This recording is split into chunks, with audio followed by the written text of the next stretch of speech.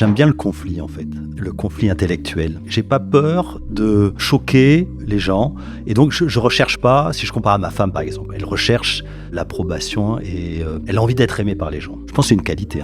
Moi j'ai pas cette qualité, je m'en fous un peu d'être aimé ou pas. Par contre être respecté, j'ai l'impression que ça me flatte plutôt. Si t'es à la tête de cette boîte, c'est pas parce que t'es actionnaire majoritaire.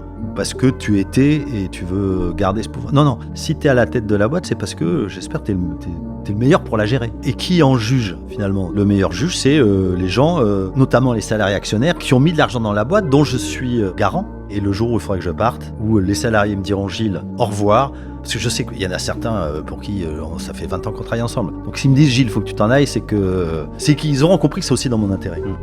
Mon boss vient me voir et me dit Gilles, écoute, j'ai une bonne et une mauvaise nouvelle. La mauvaise nouvelle, c'est que je veux arrêter cette activité. La bonne nouvelle, c'est que je vais la vendre. Et donc je me dis ok, il faut que je saisisse cette occasion. J'étais amoureux du SOP, donc il fallait que je le fasse vivre. Et j'en parle à ma DRH qui me dit Gilles, pourquoi tu montes pas ta boîte? Et donc je suis retourné voir mon boss en lui disant écoute Thierry, j'ai une bonne et une mauvaise nouvelle. La bonne nouvelle, c'est que j'ai trouvé un repreneur. La mauvaise, c'est que c'est moi. On a tous des rêves, mais aussi étrangement que ça puisse paraître, celui de mon invité à 20 ans était de créer un logiciel de gestion. On est 20 ans plus tard, il voulait juste simplifier la gestion des congés. Aujourd'hui, il dirige l'une des pépites SaaS françaises les plus rentables et les plus singulières, Lucas. Son mot d'ordre, faire différent. Alors pas faire différent pour faire différent, pas pour le principe, mais parce qu'on ne crée pas un champion en faisant comme tous les autres ont toujours fait. Au menu non exhaustif, des collaborateurs qui choisissent eux-mêmes leur salaire, une transparence presque intégrale, on ira creuser en partie chacun de ces points. Et surtout, des nouveaux marchés, des nouveaux produits. Donc avec Karine Wilkinson, Managing Director chez Pictet, on va avoir le plaisir de challenger, de passer sur le grill Gilles Sadger. Ravi de t'avoir avec nous. Salut Thomas, magnifique introduction, félicitations. J'ai pas menti. Non, transparence complète. C'est tout bon. Et on va aller creuser ça dans ton 40 nuances de Next. Feuille blanche.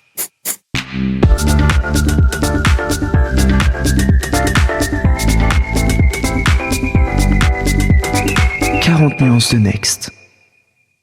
Alors j'ai fait un gros travail de recherche et je suis allé demander à tes collaborateurs quelles étaient les questions pièges que tu posais en entretien et que je vais te poser à mon tour. On verra si tu sais toi y répondre. Qu'est-ce que tu penses être vrai que tout le monde pense être faux? Voilà, si tu commences sur ce thème-là, c'est pas sympa. On démarre fort. C'est une question que j'adore, que parfois, alors la plupart du temps, les candidats à qui je la pose sèchent. Je vais en dire 9 sur 10 sèchent. Ça les empêche pas d'être recrutés ou il faut avoir une réponse? Non, c'est pas une question éliminatoire. Écoute, qu'est-ce que je dirais? J'ai 10 000 réponses à ça. J'ai essayé de prendre la moins polémique pour commencer. Et c'est peut-être un thème qu'on va aborder tout de suite. Je pense qu'il n'est pas nécessaire de payer des rémunérations variables aux commerciaux.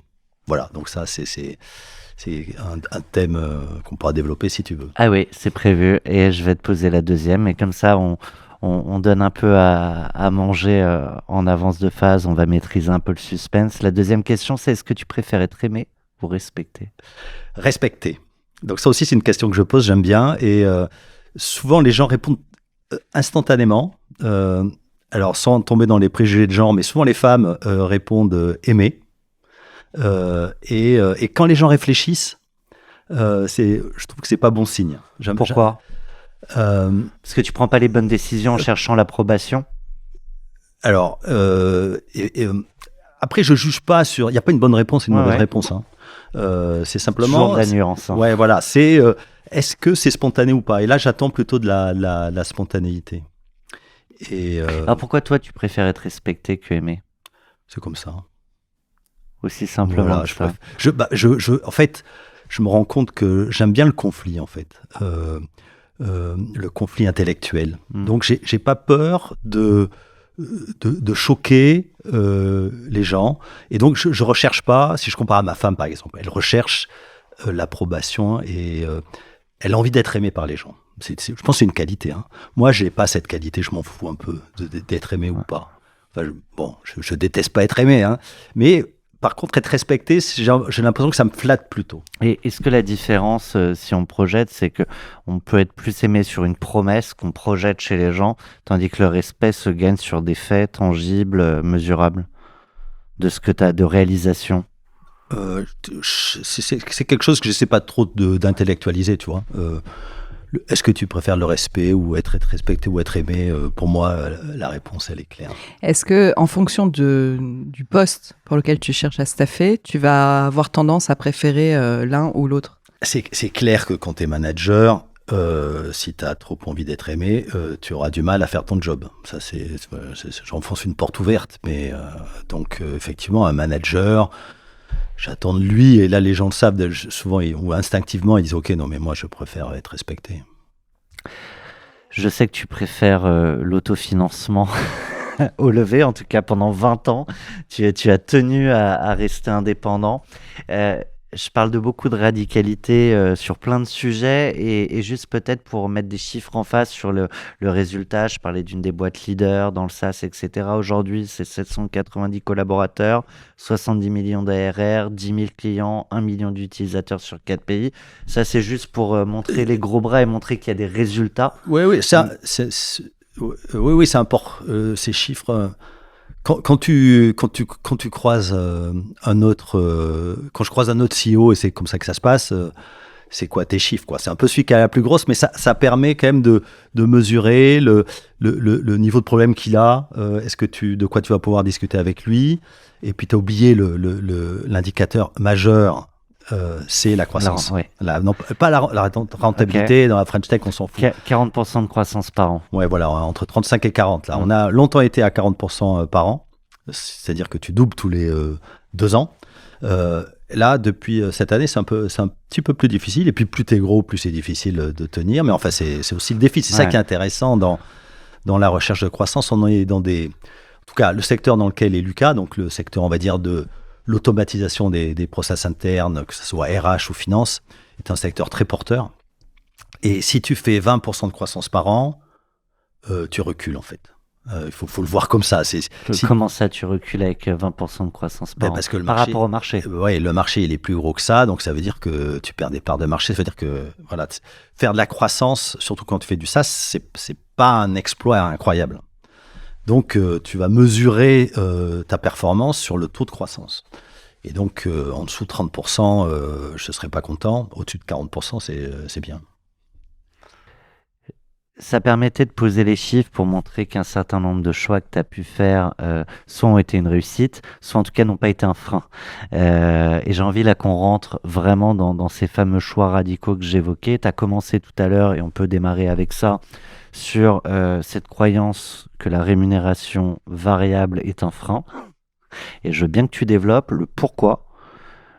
Qu'est-ce qui a peut-être fait débat en interne, ou déjà toi dans ta réflexion de départ, au moment où tu te dis arrêtons, je vais jamais commencer une rémunération variable pour tel ou tel poste.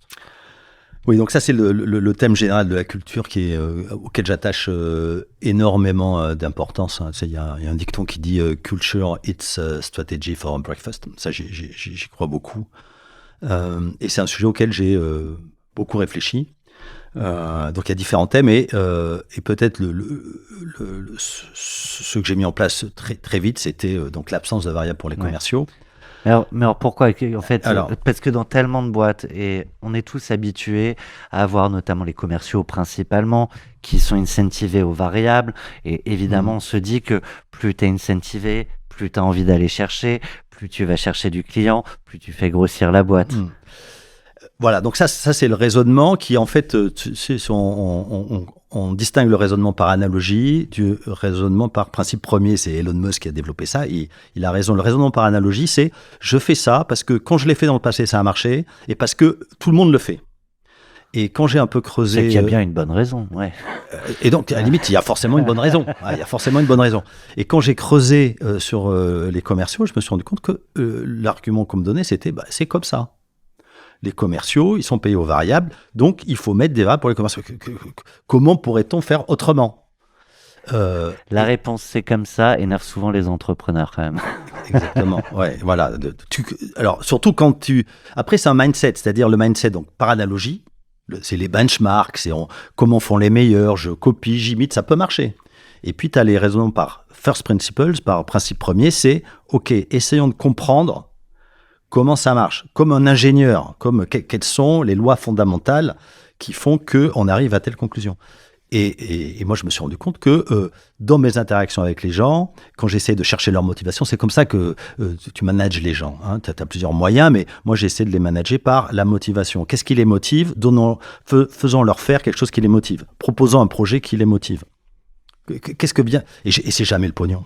C'est pas par... Enfin, c'est une source de pouvoir sur les gens. Hein. Tu as 3 sources de pouvoir sur les gens. Tu as le mot, le glaive, c'est-à-dire la force, ou l'or. Donc, fais ça parce que je t'oblige à le faire, fais ça parce que je vais te couvrir d'or, ou fais ça parce que on va partager un rêve. Tu vois, c'est comme ça que tu fais une cathédrale. C'est pas en payant les gens une fortune. Et donc, ce mode-là, c'est le mode le plus puissant, à mon avis. Hein. C'est celui que tu vas pouvoir tenir le plus longtemps dans la durée. Et donc, le commercial, si tu lui dis, si tu fais bien ton job, je vais te payer mieux. Je vais te payer mieux. Ça envoie un message un peu bizarre. D'abord, pourquoi le commercial et pas les autres ? Et ensuite, parce que peut-être que le commercial, tu considères son job difficile, ingrat. Ok, non, mais tous les jobs sont difficiles. Il n'est pas plus ingrat qu'un autre. Au contraire, c'est un métier qui a une certaine noblesse, qui demande une expertise, etc. Donc, ça donne le sentiment que à niveau fixe, ISO, tu peux ne pas bosser plus que ça, ne pas faire bien ton job. Exactement, ça veut dire que je considère, oui, ça renvoie une image de la personne assez bizarre. C'est-à-dire, en plus, ça dit, moi, avec simplement un paramètre, c'est-à-dire l'équation du variable, je vais pouvoir te faire ça ou ça. Et je rajouterai après, quand j'ai creusé le sujet, parce que j'ai eu pas mal d'objections, donc pour aller un peu plus loin pour soutenir ma conviction, il y a pas mal d'ouvrages qui traitent le sujet. Il y en a 2 d'ailleurs que je recommande. Le premier, c'est Drive de Daniel Pink. Qu'est-ce qui motive les salariés ? Et le deuxième, c'est Punished by Rewards. Et dans les 2, ils font référence à tout un tas d'études académiques qui démontrent que la rémunération variable est contre-productive dès que la tâche est complexe. Quand la tâche est simple, pousser des wagonnets au fond de la mine, plus tu pousses de wagonnets, mieux tu es payé, ça marche. Par contre, quand la tâche est complexe, alors là, ils rentrent pas dans le... Enfin, les études rentrent pas dans le pourquoi. Elles mesurent, elles regardent. Donc, tu as la data à toi de comprendre le pourquoi. Ouais, voilà. En tout cas, la data montre que... et nous, c'est ce qu'on constate chez Lucas, les commerciaux atteignent leurs objectifs.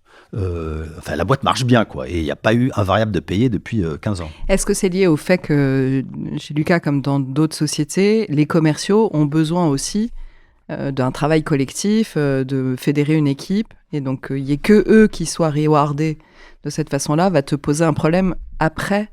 C'est ce que tu racontais un peu. Oui, c'est exactement ça. C'est d'ailleurs une tâche complexe comme vendre un logiciel de gestion. C'est ce qu'on fait dans une boîte d'une certaine taille. Ça implique plein d'expertises différentes. Et donc le commercial orchestre un groupe de personnes, sans compter d'ailleurs la personne qui lui a amené le lead, ce qu'on appelle les sales spécialistes ou l'avant-vente qui vont l'aider à faire la démo, le juriste qui va l'aider à faire le contrat. Enfin, il y a tout un tas moi qui peut m'impliquer à certains moments. Et donc, c'est assez typique d'ailleurs. Donc, chez Lucas, quand il y a une vente qui est faite, on la publie dans un canal spécialisé sur Slack, que tout le monde voit. Et le commercial, donc son variable, ça va être des smileys ou des commentaires de récompense. C'est ça son variable. La reconnaissance des pairs et de ses collègues. Et ça a énormément de force. Il marche dans les 2 sens d'ailleurs, parce que lui aussi est reconnaissant. Exactement, parce que lui aussi, là, il va remercier toutes les personnes qui ont participé, il leur donne du crédit. Donc ça, c'est un système qui marche très bien et qui satisfait les commerciaux. Je leur pose souvent la question. J'échange avec beaucoup de commerciaux en ce moment parce qu'on recrute sur le sujet. Donc, c'est des discussions que j'ai beaucoup. Et le variable pose aussi plein de comportements qui sont contre-productifs. Tu as parlé de contre-productivité. Tu peux développer, je pense. Mais typiquement, moi, ce que j'ai en tête, c'est le commercial qui se garde sous la main 1, 2, 3 contrats qui peuvent tomber. Parce qu'en fait, sur son tableau Excel, il va gagner plus dans 3 mois si ça signe que s'il le fait là tout de suite. Exactement, tu déclenches des effets de bord pervers. Alors déjà, tu mets en place une formule que tu vas devoir gérer. Donc ça prend déjà beaucoup de temps. Et puis ta formule, en gros, tu vas inciter les gens à se comporter en fonction d'une formule, donc à gamer le système, hein, dans leur intérêt. C'est ça qui est paradoxal d'ailleurs, parce que tu fais diverger l'intérêt de la personne de l'intérêt de la boîte. Dès que tu mets un variable individuel, par définition, tu dis à la personne, je vais te récompenser sur ta performance individuelle. Comment tu concilies ça avec un discours qui dit, on est une équipe, on est serré, l'important c'est la réussite collective. C'est une incohérence. Tu peux pas dire à une personne, je te récompense sur ton résultat à toi, parce que dès que son résultat, lui, va aller à l'encontre du résultat collectif, tu lui dis, comme je te paye, il choisira toujours. Je t'ai demandé de choisir ton intérêt personnel. Mm-hmm. On pourrait en parler des heures de ce sujet. C'est passionnant, mais je pense que là, quand on en a parlé tout à l'heure, ça m'a fait beaucoup cogiter. Je pense que c'est pareil pour celles et ceux qui nous écoutent. Ouais, et chaque fois que alors je suis très souvent challengé là-dessus par notamment parfois mes investisseurs qui comprennent pas. Gilles, franchement. Il y a même un de mes investisseurs... 40% de croissance par an, ça leur allait pas ? Voilà. Au début, il y a un de mes investisseurs qui disait, Gilles, au début, je te prenais pour un tree hugger. Tu sais, les gens qui embrassent les arbres. Je pensais que tu étais un doux rêveur. Mais en fait, ils voient les résultats. Et... C'est quoi ton type d'arbre ? et donc, je demande souvent la question... je pose souvent la question aux nouveaux commerciaux, alors qu'est-ce que tu en penses ? Et à chaque fois, ils me donnent des nouveaux exemples. Il y en a un qui me disait, Gilles, écoute, moi, dans la boîte dans laquelle j'étais avant, j'avais un variable, mais la conséquence, c'est que tout le monde dans la boîte nous détestait, nous les commerciaux. Et il y en a un autre qui me disait, tu vois, quand il y a un nouveau commercial qui arrive chez Lucas, il n'est pas accueilli avec la Kalachnikov ou avec des fourches. Il vient aider l'équipe à atteindre l'objectif collectif. Donc il y a énormément... ma juriste qui disait, écoute Gilles, dans la boîte dans laquelle j'étais avant, les commerciaux étaient sur mon dos pour me faire accepter n'importe quelle clause. Maintenant, on travaille ensemble. Et les commerciaux utilisent l'argument aussi. Ils disent, en process commercial, ils disent, écoutez, moi, que vous achetiez ou pas, ça ne change rien pour moi. Ce qui est un peu faux parce qu'ils ont des objectifs quand même. Hein. Ils n'ont pas de variables, mais comme tout le monde dans la boîte, ils ont des objectifs à atteindre. Typiquement, tout à l'heure, on en parlait au déjeuner. S'il y en a qui font pas le job, ils ont beau avoir un fixe, à un moment, ils sortent. Ok, ouais, exactement. Exactement. Donc ça, c'est une autre, on va dire, élément culturel que j'ai eu plus de mal à inculquer aux Lucasiens, et j'ai encore un peu de mal. C'est ce qu'on appelle le up or out. Donc ça, c'est un truc typiquement anglo-saxon qu'on trouve dans les cabinets d'audit, de conseil. Et donc moi, comme j'ai passé 10 ans chez Arthur Andersen, ça m'a pas mal marqué. Donc le principe du up or out, c'est que il suffit pas de bien faire son job. Il faut être promu. Donc c'est des systèmes en croissance où tu as eu un parcours de carrière qui est tracé. Tu es débutant, expérimenté, senior confirmé, etc. Et donc, si tu ne montes pas, tu vas bloquer les gens en dessous de toi. Parce que quand tu montes, tu laisses une place de libre qu'un plus jeune peut prendre. Donc le système du up or out, il est un peu rude, mais assez efficace. Il dit, OK, tu es obligé de progresser. Tu es obligé de progresser professionnellement. Et c'est pas forcément que progresser en compétences, c'est aussi progresser en poste, en REM. C'est progresser en poste, et pour progresser en poste, il faut progresser en compétences. Évidemment. Ça demande une organisation assez forte. Et tu peux tout à fait la mettre en place pour des commerciaux. Tu dois progresser, tu es commercial débutant, tu as un quota de temps, tu as un commercial expérimenté, un quota de temps, et ensuite tu peux diverger, soit tu es une track expert, soit tu es une track manager. Et moi, j'ai des questions qui me viennent très comme ça, mais avec beaucoup de... Je vais juste dire questionnement, mais quelqu'un qui est bon, et à un moment, on a tous notre plafond de verre, pourquoi tu vas te séparer de quelqu'un qui a atteint peut-être son maximum, mais qui, là où il est très bon ? Alors... C'est aussi radical que ça ou... Alors, moi j'aimerais. J'aimerais pour certains métiers, pas pour tous. Pour les métiers sales, consultants, je pense que c'est important. De continuer à progresser. Ouais, tu progresses. Si tu progresses pas, tu vas trouver un job immédiatement parce que c'est une école. Lucas, il faut que c'est comme ces cabinets d'audit ou de conseil. Ok, le mec il vient de chez Lucas, il cherche un job, il trouve immédiatement. Parce que il y avait une exigence de qualité, il est arrivé jusqu'à ce niveau-là. Et puis, pas de variables. Ils sont pas chers. Ils sont chers, tu vois. Et Et donc, je ne sais plus quelle était ta question. En tout cas, c'était. Non, sur pourquoi tu cette le sors idée qu'à un moment. Pourquoi tu sors quelqu'un? C'est justement pour permettre aux gens qui sont en dessous, qui eux peuvent progresser, parce qu'ils bloquent. C'est ça qui est important. Souvent, moi, j'ai eu plusieurs fois le cas. Écoute, il fait bien son job et il est sympa. Et c'est là, ça devient dur.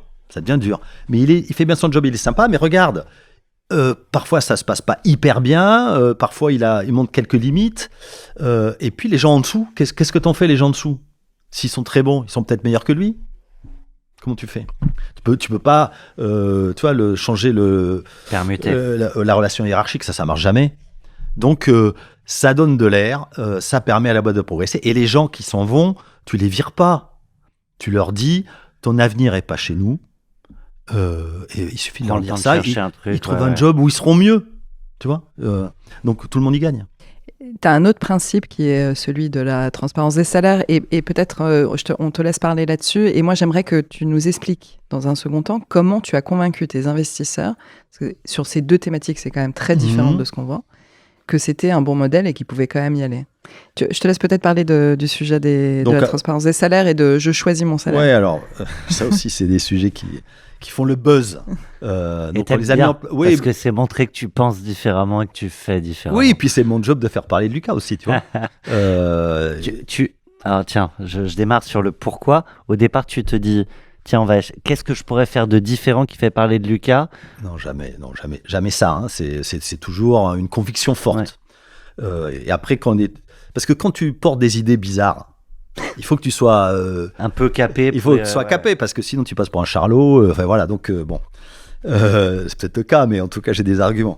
Donc dans le cas de la transparence des salaires, ça c'est quelque chose qui n'est pas très fréquent en France, mais qui est plus fréquent dans d'autres pays. Et c'est vrai que l'expérience d'Arthur Andersen, boîte anglo-saxonne, j'ai trouvé ça normal. Et puis les nouvelles générations, ça les choque moins. Et puis surtout quand tu mets la transparence dès le départ dans une boîte, t'as pas de problème, t'as pas trop de problème. C'est quand tu la mets pas et que tu veux basculer sur la transparence. Gilles, je repose juste le sujet. Quand tu rentres chez Lucas, quand tu rentres dans ta boîte, tu choisis ton salaire au bout de 3 ans. Alors déjà, quand tu rentres dans une boîte, tu choisis ton salaire, puisque tu le négocies à l'entrée, par définition, tu vois. Et après, effectivement, donc ça c'est un autre thème, au-delà de la transparence, qui a pas mal de vertus pour finir sur la transparence. Parce que comme tout le monde connaît le salaire de tout le monde, s'il y a des anomalies, s'il y a des trucs qui sont pas normaux, ça se voit, les gens en parlent, et ça se règle assez vite. Toi compris? Moi compris, oui. Ouais, tout évidemment. Ouais. Tu donnes exemple. Bah oui, ouais. C'est difficile de faire autrement. Et ensuite, il y a une deuxième chose qu'on a mis en place là, qui va un peu plus loin, qui est fixer son salaire soi-même au bout de 3 ans d'ancienneté. Au début de Lucas, on le faisait dès qu'on recrutait des salariés, mais je me suis rendu compte que c'était trop tôt. Tu mets les jeunes recrues face à une responsabilité qui les dépasse, etc. Donc maintenant, et donc à un moment donné, on l'a arrêté d'ailleurs, parce que la boîte allait pas très bien. Moi, j'avais perdu un peu d'assurance, parce que pour faire ça, il faut être sûr de soi, quoi. Ouais. Et donc, je l'ai arrêté pendant quelques années. Pause. Non, au moment où tu arrêtes, au moment où tu dis à ton équipe, je sais pas combien vous êtes à ce moment-là, mais que ce truc dont tu as parlé partout, que tu as défendu avec conviction, qui aussi les a peut-être incités à se dire putain, c'est une boîte de ouf, je viens, c'est incroyable, je peux choisir mon salaire, il y a peu de boîtes qui le font. Au moment où tu vas leur dire bon, ça a chauffé. On met en pause. Ouais, évidemment. Ça a chauffé parce mais on était 10-15 à ce moment-là. Donc c'était gérable. Donc il y avait deux personnes qui se sont dit un peu frustrées parce qu'elles étaient rentrées avec cette promesse-là et puis elles l'ont pas eu à la fin de l'année. Donc ça a été géré et puis ça n'a pas été un sujet. Et après on l'a remis en place quelques années après. Différemment. Alors différemment, c'était une idée d'un de mes 2 DG, Guillaume Alain, qui m'a dit Gilles, il faut qu'on le remette parce que c'était vraiment très fort. Parce qu'il m'a dit, tu sais Gilles, moi la première fois que j'ai fixé mon salaire, je me rends compte avec le recul que j'ai un peu exagéré, mais tu peux pas savoir à quel point je me suis senti vraiment dans la boîte, que c'était vraiment ma boîte, quoi, et que c'était vrai, et que j'avais une responsabilité. Donc lui il a vécu, parce que moi, je savais pas trop d'impact. Moi, je fixais mon salaire moi-même, forcément, j'étais PDG. Mais pour lui, ça avait été vraiment un gros changement. Donc il m'a dit, il faut le remettre. Et donc à ce moment-là, on devait être 50, je pense. Et on a rajouté la règle, c'est au bout de 3 ans, donc la règle, elle est assez claire, c'est en cas de désaccord sur le salaire qui t'est proposé via la grille de salaire. Tenez-vous bien. En cas de désaccord donc avec ton employeur, alors c'est toi qui as le dernier mot. Parce que c'est toi qui es le mieux, la justification, c'est toi qui es le mieux placé pour savoir quelle est ta vraie valeur de marché. Parce que ça, c'est la deuxième règle. Le salaire, tu le fixes non pas en fonction de ce que tu as envie de recevoir, mais de ce que tu vaux sur le marché. Donc, viens pas nous dire que tu as signé un énorme contrat et donc que tu as rapporté tant à la boîte, donc tu as droit à tant. Non, ça, c'est pas ça. C'est combien tu vaux. Donc, si tu veux, tu peux aller chez un concurrent, passer le process de recrutement, avoir une offre, et là, tu viens et tu dis, moi, je pense que je vaux tant parce que, regardez, il y a un tiers qui pense que... Très bon argument, ça marche. En cas de désaccord, il arrive avec une offre d'un concurrent, vous n'êtes pas d'accord sur le montant, il va fixer lui-même et avoir le dernier mot, ou tu vas lui dire, en fait, tu penses avoir cette valeur, va chez le concurrent et... Alors, si, quel que soit l'argument, il pense qu'il vaut plus, c'est pas si simple. Il y a une autre épreuve, c'est public. Il faut défendre son nouveau salaire publiquement. Et le plus dur, c'est pas tellement de le défendre contre son manager, parce que le manager dit s'il est d'accord ou pas. C'est généralement, ses collègues. Et le manager, généralement, il est pas d'accord. Moi, je joue le rôle du bad guy, je suis pas d'accord. Donc déjà, il faut aller se friter avec son manager et le PDG. Donc il faut déjà avoir un certain courage, tu vois. Mais c'est pas ça le plus dur. Le plus dur, c'est que tu as été recruté en même temps qu'une autre personne, et l'autre personne ne conteste pas, on dit « Ok, moi ça me va, le salaire de la grille ». Donc tu vas demander un salaire supérieur à celui de ton collègue. Et c'est là où ça devient chaud. Parce que ça va créer... et en fait, quand tu arrives à l'obtenir, enfin quand tu crées une différence, on s'est rendu compte que dans beaucoup de cas, ça mettait énormément de pression parce que la personne elle va devoir justifier en quelque sorte pourquoi il y a un delta de salaire par rapport à son collègue, etc. Donc il y a énormément de vertus. Il y a 2 conséquences un peu négatives, 3. Ça prend du temps à gérer. C'est légèrement inflationniste. Et je me suis fait engueuler par ma femme parce que moi, je dois donner l'exemple. Et donc, moi, je m'augmentais quasi pas, quoi. Et donc, le soir, en rentrant à la maison, je me faisais engueuler par ma femme. Donc, tu es entrepreneur, indépendant, mais tu réponds à ta femme. Voilà, exactement. L'autre sujet, c'est...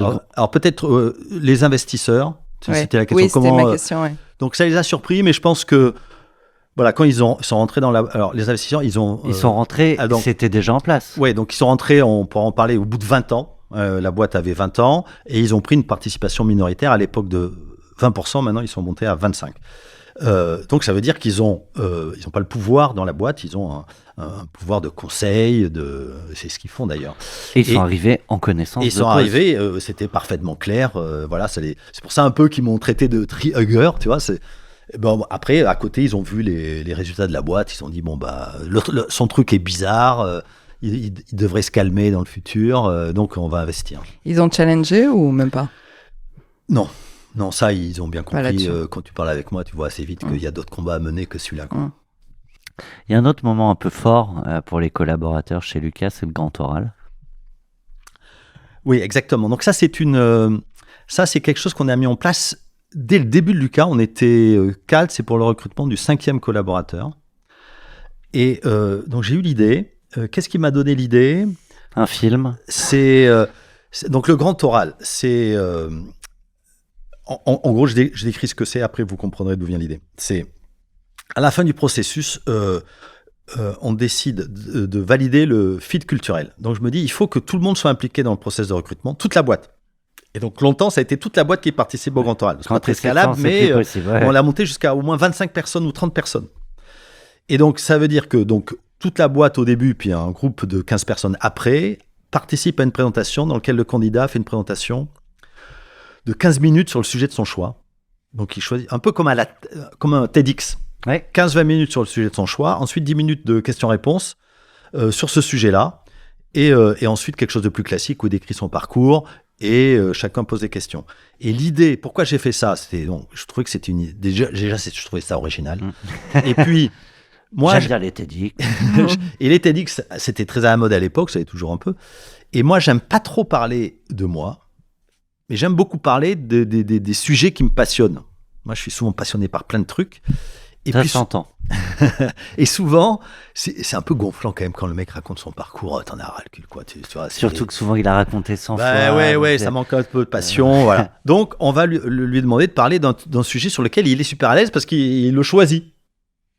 Intellectuellement, c'est super pour les gens qui écoutent parce que tu apprends des on trucs. apprend des trucs, on débat, et t'essaies de voir si la mayonnaise prend entre le candidat et les salariés.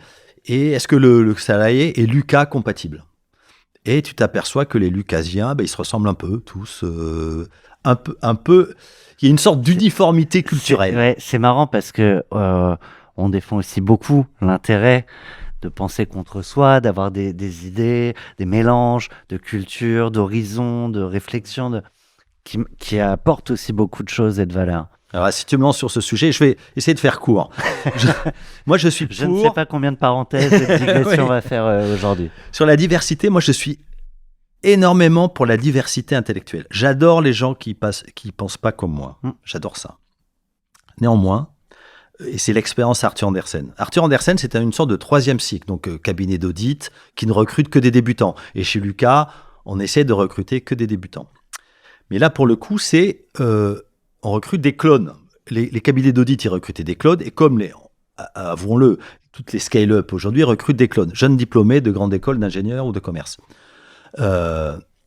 Débutants, quasi débutants. En tout cas, c'est ce qu'on fait. Donc, c'est des clones, donc c'est le contraire de la diversité. Néanmoins, il y a une uniformité, mais qui est sociologique. On s'en fout que ça soit des garçons ou des filles, de la couleur de peau, l'orientation sexuelle, tout ça, on s'en fout. Par contre, il n'y a pas de barrière culturelle. Et comme il n'y a pas de barrière culturelle, un peu comme dans un 3e cycle, un peu comme dans une ruche, il y a une certaine efficacité, communion qui se crée, et ça fonctionne bien. Plus rapidement, c'est très efficace, c'est fluide. T'as pas de gaffe culturelle ou essayer de comprendre comment il fonctionne. Donc tu peux tout de suite te concentrer sur le problème à résoudre. Voilà. Donc c'est pas un discours qu'on tient habituellement, mais moi c'est mon expérience que j'ai vécue, et donc j'essaie de reproduire ça chez Lucas. Je veux pas des clones idéologiques, intellectuels, mais je veux des clones sociologiques. C'est un peu différent. Et comment tu gères, t'es dans 4 pays aujourd'hui, comment tu gères justement cette approche d'une culture ou d'un socle commun avec... Alors ça pose des problèmes. Avec les pays. Ça pose des problèmes, notamment la règle sur l'absence de variables pour les commerciaux. Parce que donc chez Lucas, tu as la preuve, mais quand tu veux recruter quelqu'un qui vient, qui n'a pas l'habitude, qui ne nous connaît pas, il n'a jamais entendu parler de Lucas, et on lui explique qu'il n'y a pas de variable, c'est quoi cette boîte? Donc ça crée des problèmes. Actuellement, on est en Espagne, en Suisse, en Allemagne, en plus de la France. En Suisse, ça marche très bien, mais on a un peu plus de mal en Espagne et en Allemagne parce qu'il faut que ce gap culturel, on arrive à le vaincre. Et en même temps, c'était déjà un gap culturel en France quand tu as démarré. Oui. Personne ne faisait ça non plus en France. Donc, oui, tout à fait, mais on n'est plus à la même taille, on est assez processé, on est assez industrialisé. Tu sais, on doit signer 20 ou 30 nouveaux clients par jour. Donc, c'est une machine. C'est une machine qui fonctionne. Il y a ceux qui font la prospection, ceux qui closent, ceux qui déploient, ceux qui font le support. Quand tu démarres et donc, pour faire cohabiter des entités plus ou moins autonomes dans chaque pays avec ça, bon, ça c'est pas trivial. C'est pas trivial. On n'a pas encore parfaitement trouvé le playbook. Allez, un dernier point sur la culture d'entreprise, et après j'ai plein de sujets sur la boîte, sur le marché, sur le secteur. Vous avez 9 management principles. J'essaie de le traduire en temps réel, mais gardez les mots en anglais.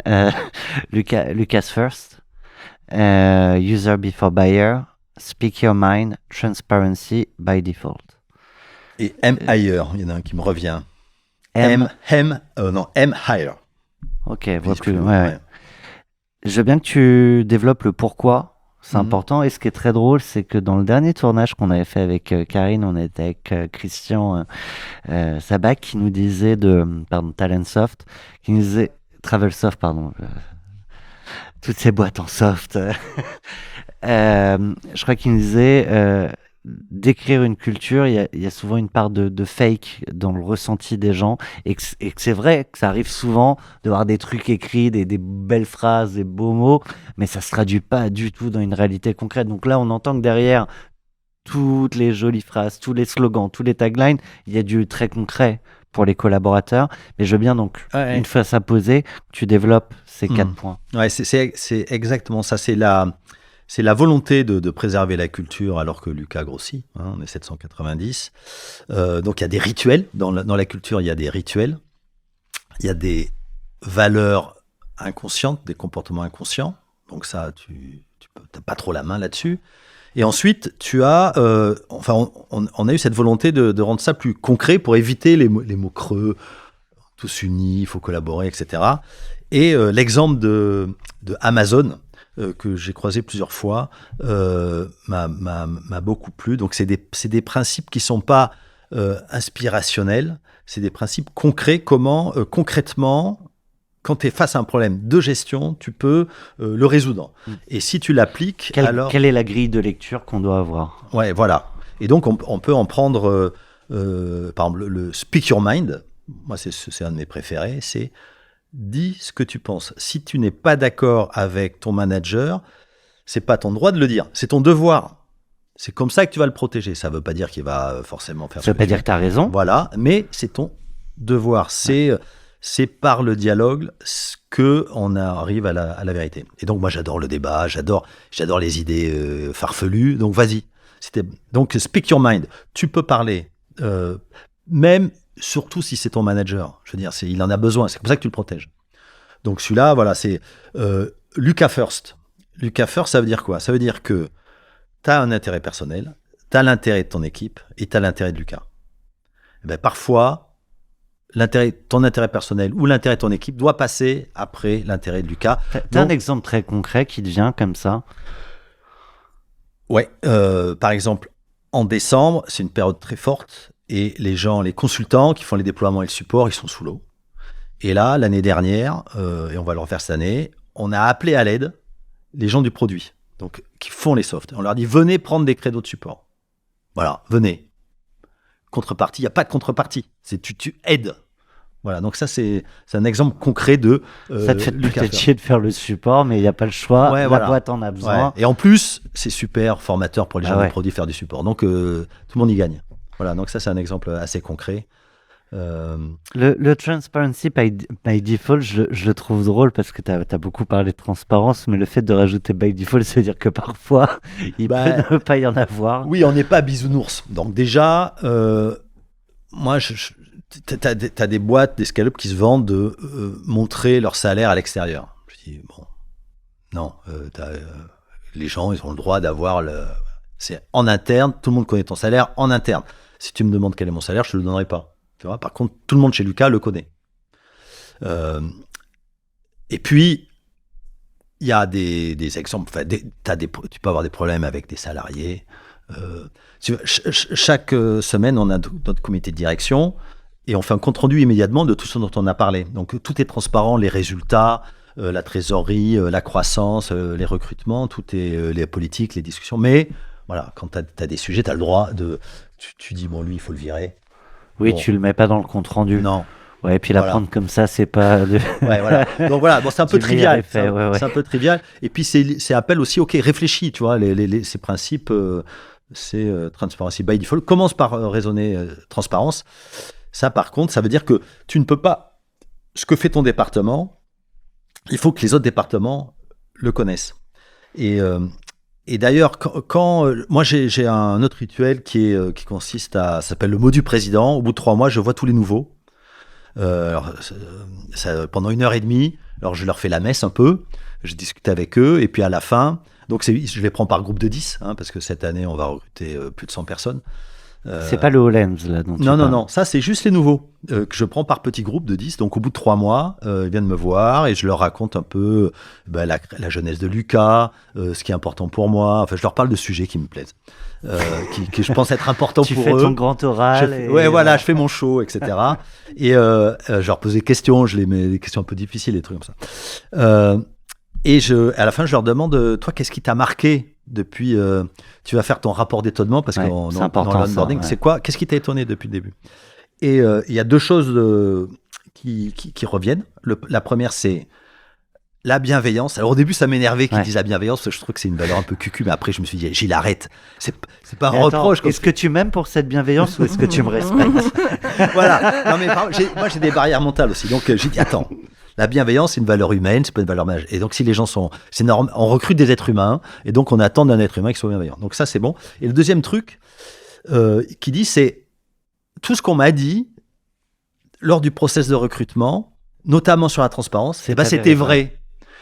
Et ceux qui ont un peu d'expérience disent souvent, on se rend compte qu'entre le discours et la réalité, il y a. Mais là, la transparence, c'est vrai que la transparence, elle est totale. Et donc, ça veut dire que ça, c'est très vertueux, ça. C'est très vertueux. Dans ces fameux rapports d'étonnement, d'ailleurs, j'invite tout le monde à le faire, c'est fabuleux. Est-ce qu'il y a des trucs qui t'ont pour le coup surpris? Pas les trucs qui reviennent tout le temps, mais les trucs où tu te dis, ah ouais, alors pour le coup, moi, je l'avais jamais vu comme ça dans ma propre boîte. Alors j'apprends des. Alors généralement ils sont plutôt positifs, donc ça fait les caresses affectives, ça fait toujours du bien. Hein. Mais c'est pas ce qui fait le plus grandir. Non, effectivement. Quoique, on pourrait en discuter. Ce qui revient c'est le fait d'industrialiser. Donc, on n'a pas le choix, on est une boîte qui grossit, donc tu dois industrialiser. Et ça marche assez bien avec les débutants, parce qu'ils sont, les gens, quand ils viennent, une des choses qui les motive quand ils arrivent dans une boîte, c'est d'apprendre. Hein, il y a énormément un besoin d'apprendre. Et donc, on va dire, tes commerciaux, on va t'apprendre à vendre, tes consultants, on va t'apprendre à déployer. Et donc, c'est un peu comme à l'école. Par exemple, les commerciaux, ils doivent apprendre les scénarios de démo par cœur. Quand j'ai découvert ça, ça m'a un peu étonné. Puis après, j'ai compris. Si tu veux être efficace, apprends par cœur. Après, tu pourras improviser. Et après, t'improvises, ouais. Voilà. Mais commence par apprendre par cœur. C'est pareil sur une scène de théâtre. Hein. Voilà. Et donc, OK. Tu vois, en plus, c'est pas moi. Hein, c'est d'autres qui ont mis ça en place. Bravo à eux. Mais ça marche moins bien quand parfois on recrute. Même si je ne suis pas très pour, mais parfois on n'a pas le choix, on recrute des gens qui ont 4-5 ans d'expérience. Et là, eux, les rapports d'étonnement, ils disaient, bon, c'est un peu scolaire votre truc. Tu vois, entre un mec qui a 4 ans d'expérience, qui a de la bouteille, et puis tu lui fais un truc de débutant. Parce que moi, je me rappelle, chez Arthur, entre la première année et la 4e année, il y avait un gap, quoi. Donc voilà, donc ça, j'ai appris ça, mais c'est difficile de résoudre ça. Est-ce qu'il y a eu un rapport d'étonnement qui t'a presque vexé et sur lequel tu as changé des choses dans la société, dans la boîte ou toi en termes de comportement? Écoute, là, j'en ai pas qui me viennent en tête. Maintenant, alors il y a beaucoup de rapports de 150, donc je me force un peu à les lire. Parfois, tu repères des gens. Tu dis, ah tiens, c'est bien vu. C'est bien vu, il va dans le détail, c'est fin, etc. C'est intéressant aussi comme ça. Un autre point, et vraiment je veux passer à la suite, je veux bien qu'on réexplique la genèse, mais surtout ce que fait la boîte aujourd'hui, à quoi tu es confronté aujourd'hui, parce que c'est aussi ton actualité. Et ce qui est intéressant, même si tu vois un peu tous les choix que tu as pu faire, c'est qu'aujourd'hui encore, il y a plein de choix à faire pour devenir le champion. Mais le point, pardon, et je te redonne la parole parce que c'est ton interview. L'autre point que je trouve intéressant, c'est... la participation d'un certain nombre de collaborateurs. Je crois qu'il y a 35% de la boîte qui appartient aux collaborateurs. Il y a 180 sur 790, tu feras le calcul. Et il y a un truc que tu as mis en place, c'est que tu aurais pu faire en sorte que le PDG ne puisse pas être viré par décision. Ouais, quand on a fait la levée de fonds, donc on a fait une levée de fonds en 2021. À ce moment-là, il y avait à peu près 50 salariés actionnaires, un peu plus 80. Et donc, quand tu fais rentrer un investisseur comme ça, il y a un shareholder agreement, un pacte de main, enfin, tu as tout un tas de paperasses qui réglementent les relations que tu as avec tes investisseurs. Et là, mon avocat me dit, on peut mettre une clause qui fait que tu es invirable. T'as différents moyens de le faire juridiquement. Ce qui rassurerait beaucoup d'entrepreneurs. Ouais, exactement. Et c'est dans mon intérêt de conserver le pouvoir. Pas forcément dans ton intérêt, par contre, d'investisseur. Alors voilà. Alors moi, j'ai vécu ça du côté de ma femme, dont le père était entrepreneur et qui s'est un peu accroché, je pense, trop longtemps au pouvoir. au détriment de la boîte. Et donc, finalement, à son propre détriment. Et je me suis dit, OK, si tu es à la tête de cette boîte, c'est pas parce que tu es actionnaire majoritaire ou parce que tu étais et tu veux garder ce pouvoir. Non, non. Si tu es à la tête de la boîte, c'est parce que j'espère que tu es le meilleur pour la gérer. Et qui en juge, finalement, si toi, tu dis, tu n'es pas le meilleur juge de ça. Et donc, je me suis dit, le meilleur juge, c'est les gens, notamment les salariés actionnaires, qui ont mis de l'argent dans la boîte, dont je suis garant, dont je suis responsable. Donc, moi, j'ai 45% avec ma femme a 10%, moi j'ai 35%. L'investisseur, il a 25%, et les 35%, ce sont les salariés. Donc, l'investisseur, dont c'est le métier de bien gérer une boîte, s'il pense que je suis nul, il peut se tromper. Donc, moi, je risque de pas être d'accord. Il va aller demander aux salariés, aux collaborateurs. Et donc là, il va falloir qu'il convainque les collaborateurs. Ou ma femme, c'est plus difficile. Quoique, certains jours, ça serait plus facile. Mais et donc, voilà. Et donc, il va falloir... Gilles, il fallait pas oublier son anniversaire de mariage. Oui. Et donc voilà, donc j'ai considéré que ça me protégeait. Que ça me protégeait. Et le jour où il faudrait que je parte, où les salariés me diront Gilles, au revoir, parce que je sais qu'il y en a certains pour qui ça fait 20 ans qu'on travaille ensemble. Donc s'ils me disent Gilles, il faut que tu t'en ailles, c'est qu'une raison. C'est qu'ils auront compris que c'est aussi dans mon intérêt. Il y a des moments où tu as douté de ta capacité à être au niveau de là où tu étais ou de là où tu voulais aller. Oui, à deux moments. La première fois, je me rappelle, Tu vas parler de ta claque ou pas encore Maintenant Ouais. Ouais, attends. On n'a pas fait des jingles pour rien, quoi. Oui. Donc c'est ça, c'est la claque que j'ai prise. J'étais avec un copain, je prenais le café au pied du Canigou. Et il me dit, mais pourquoi tu vends pas ta boîte Et là, je me suis dit, c'est quand ça? Ça, c'était il y a plus de 10 ans. Hein.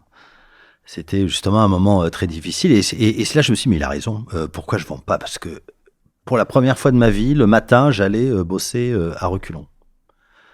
J'y allais avec la boule au ventre. Et pourquoi? C'est parce que c'était un moment où j'avais mis ma boîte en surchauffe.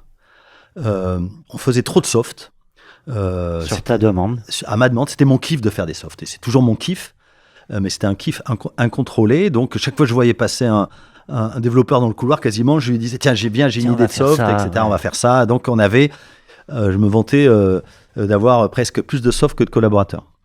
Donc, la boîte marchait bien, mais les softs, ils n'étaient pas au niveau de qualité suffisant. Donc, il y avait une surchauffe auprès des consultants qui les déployaient. Il y avait un site par logiciel, donc le marketing, et donc, je voyais, et donc tout le monde était au bout du rouleau. Au bout du rouleau. Et je me suis dit, OK, ça peut plus durer. Il faut réduire la voilure. Et donc, j'ai pris des décisions où on va arrêter, on va changer notre niveau d'ambition parce que faire tous ces softs, c'était. Et donc, on a changé le niveau d'ambition. On a arrêté de recruter. Et là, ça a déclenché une vague de départ. T'as fermé ton bureau.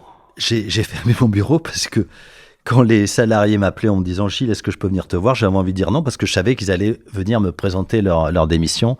Il y a même un stagiaire qui disait « c'est bizarre cette boîte, il y a plus de pots de départ que de pots d'arrivée. » Et la vérité sort de la bouche des stagiaires. Voilà. Donc ça a duré à peu près 6 mois. Et puis la croissance a baissé. On est passé en dessous des 20% de croissance. Ce qui est intéressant dans ce que tu racontes, c'est que la vague de départ, elle n'a pas été au moment de la surchauffe de limite burn-out, ça a été au moment où tu as décidé justement de réduire la voilure, si je comprends bien. Oui, exactement. C'est parce qu'il n'y avait plus ce discours, on va conquérir le monde, on va gravir l'Everest par la face nord sans oxygène en hivernal, mais on va y arriver. Non, il y avait plus, je ne sais pas trop, on fait moins de soft, on va essayer de se repositionner. Donc, il y avait plus, tout à l'heure, je parlais du verbe. Donc, mon verbe, il était moins fort. Mon verbe, il doutait. Et donc, les gens, c'est plus une boîte de winners. Donc, c'est pas une boîte de winners. Il faut aller ailleurs, là où il y a des winners. Ouais, c'est terrible, hein, ces phases-là. Mais en même temps, il y a des nouveaux qui arrivent, qui n'ont pas ce passif-là, qui ont de l'énergie, parce qu'on continue quand même à réussir à recruter. Et puis, il y a eu un retournement, en fait, c'est mon associé Guillaume Alain, dont j'ai déjà parlé, qui a lancé l'idée d'un Startup Weekend. Et donc, toute la boîte s'est retrouvée en fin de semaine, sur 2 jours, par groupe, essayer d'inventer des nouveaux projets. Et ça... Et on est ressorti avec 70 nouveaux softs. des idées, de l'énergie.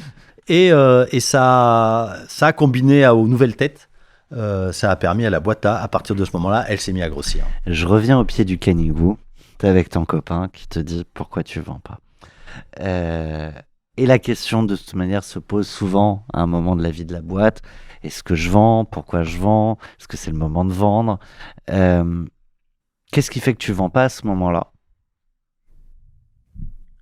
Parce que je me dis quand même, j'y crois à cette boîte. Je dis, tu vends pas, tu vends au son du clairon, pas au son du canon, je crois. Hein, tu vois. Bon, donc. Des fois, t'as pas le choix. Mais quand tu as le choix. Ouais, là, j'avais le choix quand même. Ouais. Là, c'était dur. Fallait serrer les fesses, serrer les dents. Puis t'avais pas un problème de cash, t'avais pas un problème Non. de C'était la boîte, elle était à zéro. Pendant 20 ans, elle était à zéro en cash et en résultat. En fait, c'est souvent lié. Donc, dès que j'avais 1 euro, je le dépensais.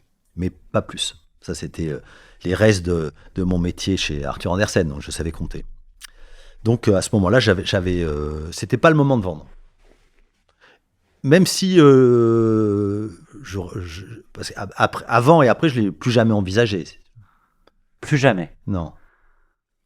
Tu c'est never, mais en tout cas, non. Mais alors, j'ai pas compris. Qu'est-ce qui ce matin-là, au pied du Canigou, te fait te poser la question de ah ouais, peut-être que c'est la bonne solution en fait. Parce que je traversais la période que j'ai décrite, où les gens viennent me donner leur DEM, où je sais plus exactement où on va, où je vais bosser à reculons. Tu vois, aller bosser à reculons. Et en fait, la force, l'énergie ou l'envie ou l'ambition, la motivation, tu la retrouves en voyant ces nouveaux collaborateurs qui se réengagent. Oui, je pense que surtout, il y avait aussi quelques collaborateurs un peu nocifs. Enfin, je ne veux pas leur jeter la pierre, mais désengagés, on va dire. Désengagés et donc qui envoient une énergie négative. Toxique. Et puis après, les mesures prises de réduction de la gamme. On a réduit la gamme de 12 à 4 logiciels. Donc ça, ça a permis de se refocuser sur ce qui est important. D'être plus fort là où tu es bon. Améliorer la qualité, ce que tu disais. Ça a résolu énormément de problèmes. Quand on parle de vendre sa boîte, évidemment, et c'est pas pour rien qu'on a un autre format qui s'appelle Cash Out, on raconte les montagnes russes des sessions de boîte. Il y a un sujet aussi de se dérisquer financièrement. Là, on a une période où je crois tu n'as pas encore d'investisseurs. Oui. Ouais. Donc vendre la boîte au-delà de la perte d'énergie où tu sais plus forcément le step d'après, ce que tu es capable d'amener, ça peut être aussi un moment où tu décides de récupérer l'investissement que tu as pu mettre en temps, en énergie, exactement, et partir pourquoi pas sur autre chose. C'est pas ça que tu as choisi.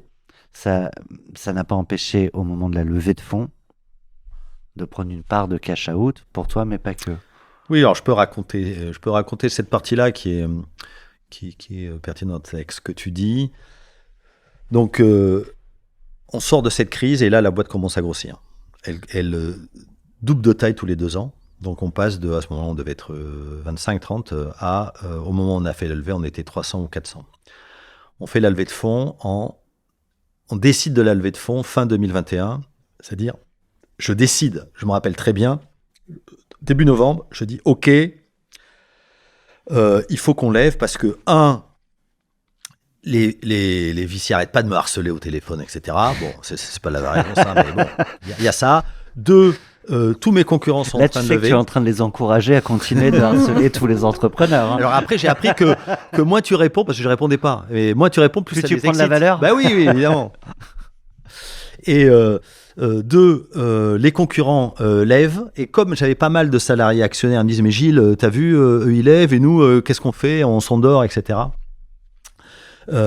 Et 3, je me dis quand même, les cours, la valo, on parle en multiples En 2021. du chiffre d'affaires. Peut-être 10 fois le chiffre d'affaires. À ce moment-là, on fait 15 millions. Non, on fait 20 millions à ce moment-là. Donc, 10 fois 20 égale 200, ça commence à être pas mal. Et puis, donc, j'appelle... je me dis, OK, je décide. Donc, début novembre, je décide. Et j'appelle un des fonds avec qui je discutais, qui avait réussi à établir une bonne relation avec moi parce qu'il connaissait assez bien le secteur. Il me filait des infos sur mes concurrents. Et moi, en contrepartie, je lui donnais des infos sur Lucas mon chiffre d'affaires. En gros, croissance, chiffre d'affaires, churn, etc., nombre de clients. Et donc, je l'appelle et je lui dis, écoute, là, je pense qu'on a essayé de lever. Qu'est-ce que tu en penses? Elle me dit, ouais, ok, pas de problème, envoie-nous tes comptes, on devrait pouvoir te faire une proposition. Je lui dis, ok, mais... Et il me dit, combien tu veux? Je lui dis, je voudrais dans les 25 millions à peu près. Il me dit, c'est pas beaucoup, 25, nous on est plutôt des tickets autour de 50 millions. Mais si tu veux, tu peux faire un cash-out. Et je lui dis, mais c'est quoi le cash-out? Je te jure, je savais pas ce que c'était. Il me dit, c'est-à-dire que en plus de l'augmentation de capital, tu vends tes actions. Et moi j'étais, mais... C'est autorisé ça? Parce que c'était vraiment ça. Tu vois, c'est pour ça qu'il faut écouter les podcasts. Je vais pas aller en tôle. Non, pour moi, c'était l'un où c'est pas possible. Soit tu vends ta boîte, tu as du cash, soit tu fais une augmentation de capital, tu n'as pas de cash. Et là, le rapport de force entre investisseurs et entrepreneurs était tel qu'ils offraient tous du cash out. Donc à l'arrivée, ça s'est terminé en 35 millions d'augmentation de capital. Donc du cash, il rentre dans la boîte. Dans la boîte. Et donc ça, du jour au lendemain, ça change tout parce que Lucas, j'ai toujours géré avec 100 000, 200 000 euros de cash. Donc tout le temps, tu vois, serré. Ouais. Surtout à 300 collaborateurs, oui. c'est pas tant que ça. Hein. Non, c'est pas... Ouais. Et puis 30 millions partagés de cash out. 30 millions, tu vois, Donc toi, ta femme, tes collaborateurs, une partie. Voilà, et donc moi j'ai vendu... Et donc, on a eu un multiple de 15. Pas de 10, mais de 15. Tu ne peux pas refuser. Donc, j'ai vendu 2% de Lucas. 2% de 300 millions, 6 millions. 2%. Tu vois, tu peux pas refuser ça. Et parce que 6 millions, c'est déjà énorme. Enfin, je n'ai jamais dans ma vie touché un jour cette somme-là. Et j'ai dit, le reste, je ne vais pas prendre 30 millions. Et puis j'ai pas envie de vendre. Moi, j'y crois encore à Lucas, donc si ça vaut ça aujourd'hui, je pense que ça vaudra beaucoup plus. D'ailleurs, c'était le pari de l'investisseur. Ouais. Pari réussi. Et donc, on va permettre à des salariés aussi de. Et donc, sur les 50 salariés actionnaires, j'ai dit les 20 plus anciens, vous allez pouvoir vendre jusqu'à 40% de vos actions. Et donc, les 20 salariés restants, les 19 restants se sont partagés 24 millions. Donc, tu fais le ratio, c'était plus ou moins. Mais ça te change des vies. Ça change la vie. Et ça, c'est un truc dont je suis quand même assez fier. Et puis, l'autre truc très positif, c'est que ça... Parce que j'ai fait rentrer des salariés au capital en leur disant, moi, les stock options, j'y crois pas. C'est de la confiture au cochon. Si c'est gratos, ça vaut rien. Donc, je te fais rentrer au capital de Lucas, mais tu achètes des actions. Donc, les gens sont rentrés comme actionnaires. Donc, ils ont pris un petit risque financier. Personnel. C'est ça qui est important. Ouais. Et 50 ont fait ça. Donc les 20 ont été contents. Les 30 autres, c'était un peu trop tôt. Ils étaient entrés beaucoup plus récemment au capital, mais ils se sont dit, OK, c'est bon signe. Et ensuite, c'est comme ça qu'aujourd'hui, on a 180 salariés de Lucas au capital, parce qu'on continue ce modèle qui me semble assez vertueux pour embarquer les salariés. Sur la partie cash-in, c'était quoi le projet derrière ? Donc c'était de gagner le championnat en gros. On est plusieurs à se battre pour la première place dans la compétition des logiciels RH. C'est bien, on va commencer à rentrer sur le sujet de ta boîte. Ouais, voilà. Donc Lucas fait des logiciels RH. On fait des solutions qui permettent d'automatiser les processus internes aux boîtes, que ce soit dans le domaine RH, comme les entretiens annuels, les congés, les fiches de temps. Tout sauf la paye. Tout sauf la paye, mais aussi des process financiers. On fait les notes de frais, les achats aussi. Et récemment, on est rentré dans le domaine des avantages salariés, notamment les titres restaurants.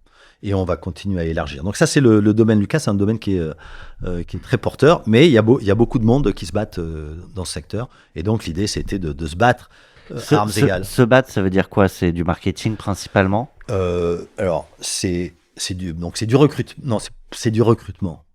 Principalement, recrutement de développeurs, et de product managers et product designers, du recrutement de sales et du recrutement de consultants, et aussi pas mal d'investissements marketing, mais pas la moitié. Pas de conso, pas de conso, pas de build-up, c'est pas ton projet? Non. On est raccord. Karine, non. Plus ça va, plus en fait, j'ai bientôt très prudemment pour des raisons de culture. Tu préfères faire tout seul? Ouais. Puis in-house. Même à l'étranger. Made in-house. Même à l'étranger, ça peut être. Surtout à l'étranger. Surtout à l'étranger. Ouais, surtout à l'étranger. On a parlé de culture, l'importance de la culture. Tu vois, t'arrives, t'imagines la boîte, chez Lucas, ils se fixent leur salaire eux-mêmes. T'arrives dans. Comment veux-tu? Tu vois, les fusions culturelles sont toujours très difficiles. Ouais. On a racheté des boîtes, mais jamais plus de 10-15 personnes. Et déjà, c'est dur. Déjà, c'est très difficile d'intégrer 15 personnes pour qu'ils deviennent des Lucasiens. Donc, moi, pour l'instant, c'est quelque chose que j'exclus. La seule chose que j'envisage, c'est parce que, oui, en plus, je ne parle pas de toute la partie techno. D'avoir une suite intégrée, c'est très important. Je pourrais parler des heures de la techno, mais je pense que ce n'est pas le sujet. Donc, quand je fais des trucs, c'est plutôt des quoi ailleurs. Ouais. Donc, quoi ailleurs, ça j'aime bien. Tu rachètes la boîte, tu leur dis, OK, votre soft, on le jette en fait. Ce qu'on achète, c'est votre savoir-faire, votre expertise et un portefeuille client parfois. Et votre portefeuille client, c'est très bien, on va les migrer on continue à faire tourner votre soft le temps qu'on les migre sur la nouvelle version qu'on a développée dans nos technos. Ça, c'est un modèle. Oui, donc c'est pas jamais. Non, c'est pas jamais. C'est à certaines conditions et là, aujourd'hui, j'imagine pas racheter une boîte de plus de 30 ou 40 personnes. Pour le coup, c'est la vraie transparence parce que on a reçu quelques entrepreneurs qui avaient vendu, à qui on avait ciré les pompes sur leur soft. Et en fait, quand tu vois que dans l'année, le truc, il est mis de côté à la poubelle sans vraiment te le dire, ça te démoralise toutes tes équipes, les gens se barrent. Ah ouais, il faut que... Là, ça les démoralise pas parce qu'en fait, c'est l'équipe que tu achètes. Ouais. Donc, tu t'achètes parce que tu penses que les mecs, ils savent que c'est pas le soft que tu achètes, c'est eux. Ouais. Donc là, tu n'as pas de problème d'implication. Ouais. Mais d'ailleurs, dans un des cas, Bloom at Work, l'équipe, pour être sûr qu'on était aligné, on a beaucoup parlé, d'ailleurs, ça va revenir sur le variable des commerciaux. On s'est dit en interne, OK, on les rachète, il faut un logiciel d'engagement des collaborateurs, donc des pulse surveys, des enquêtes anonymes pour savoir ce que les collaborateurs pensent de toi, de l'ambiance, etc. Ça manquait à notre suite. Et donc, ils avaient déjà une centaine de clients, ils avaient un certain niveau d'activité. Ils ont fait un pulse survey chez toi? Non, ils auraient pu. Ils auraient pu, mais ce n'était pas le cas. Et donc, on s'est dit, est-ce qu'on les paye? Donc, il va falloir les payer, les actionnaires, c'était les dirigeants étaient actionnaires. Est-ce qu'on les paye en cash? Non, on ne les paye pas en cash. On va les payer en actions, en tout cas le plus possible. Et est-ce qu'on leur file un variable sur la base des résultats futurs de leur business? Et on y a réfléchi. Et oui, au bout d'un moment, on s'est rendu compte, mais si on fait ça, on va faire le contraire de ce qu'on prêche en interne. C'est-à-dire qu'on va les désaligner avec, ça ne sera pas Lucas First, ça sera la business unit Bloom First. Et donc, on a dit non, OK, il y a des objectifs, mais vous n'êtes pas rémunéré là-dessus. Vous devenez actionnaire. Et heureusement, d'ailleurs, parce que le patron de Bloom est devenu le DRH de Lucas 2 ans après. Et maintenant, il est DRH de Mistral, d'ailleurs, au passage. OK. Salut Charles. Et ils avaient tout pris en action. Et je pense que c'est pas la plus mauvaise affaire de leur vie parce qu'ils ont fait ça juste 1 an avant la levée de fonds. Okay. Bon, il y en a qui ont regretté de laisser leur boîte partir juste pour des actions. Ouais. Faut bien peser les pour et les contre. Ça dépend de l'évolution de la boîte qui t'achète. Ouais, c'est le timing. C'est le timing. Ouais, exactement. Mais un tien vaut mieux que 2 tu l'auras en général. On a peu parlé du coup de la boîte en tant que telle, de ses produits. Là, tu viens d'évoquer le fait que tu rentrais sur le marché des tickets restaurants.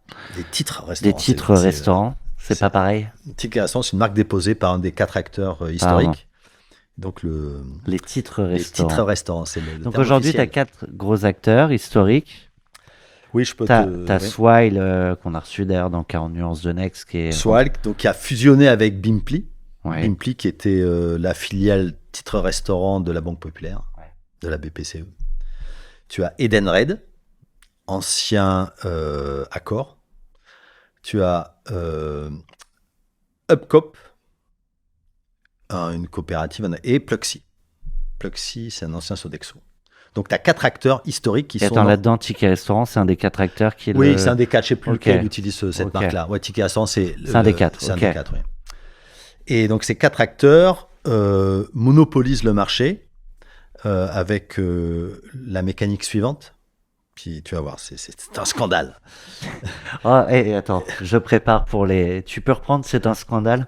C'est un scandale. Pourquoi? Pourquoi? Parce que ils se goinfrent, c'est le cas de le dire, sur les restaurateurs en prélevant 5% en moyenne de commission sur le montant TTC d'ailleurs. Donc quand tu payes avec un titre restaurant ton restaurateur, si tu lui payes 10, on va dire si tu payes 100, ça va être plus simple, il ne reçoit que 95. Les 5 vont dans la poche des 4 acteurs. Et le restaurateur, lui, c'est à peine qu'il paye 5%. De toute façon, il n'a pas le choix. Des 4 acteurs ou d'un des 4 acteurs?